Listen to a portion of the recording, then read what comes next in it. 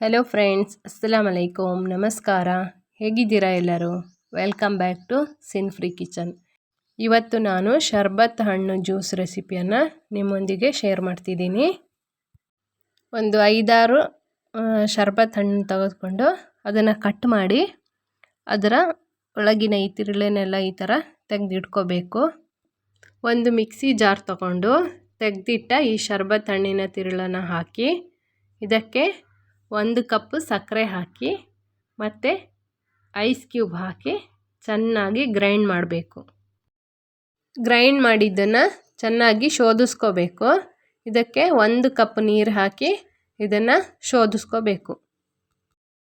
ಶೋಧಿಸಿಟ್ಟ ಇದಕ್ಕೆ ಸಕ್ಕರೆ ಎಲ್ಲ ಕರೆಕ್ಟ್ ಇದೆಯಾ ಅಂತ ನೋಡಿಕೊಂಡು ಮತ್ತೊಂದು ಸತಿ ಹಾಕಿ ಗ್ರೈಂಡ್ ಮಾಡ್ಕೋಬೇಕು. ಈಗ ರುಚಿ ರುಚಿಯಾದ ತಂಪಾದ ಫ್ಯಾಷನ್ ಫ್ರೂಟ್ ಜ್ಯೂಸು ರೆಡಿ ಆಗುತ್ತೆ. ಫ್ರೆಂಡ್ಸ್, ಈ ವಿಡಿಯೋ ಇಷ್ಟ ಆದರೆ ಲೈಕ್ ಮಾಡಿ, ಶೇರ್ ಮಾಡಿ, ಕಮೆಂಟ್ ಮಾಡಿ. ಹೊಸದಾಗಿ ವಿಡಿಯೋ ನೋಡುವವರು ತಪ್ಪದೇ ಸಬ್ಸ್ಕ್ರೈಬ್ ಮಾಡಿ ಸಿನ್ ಫ್ರೀ ಕಿಚನ್ಗೆ ಸಪೋರ್ಟ್ ಮಾಡಿ.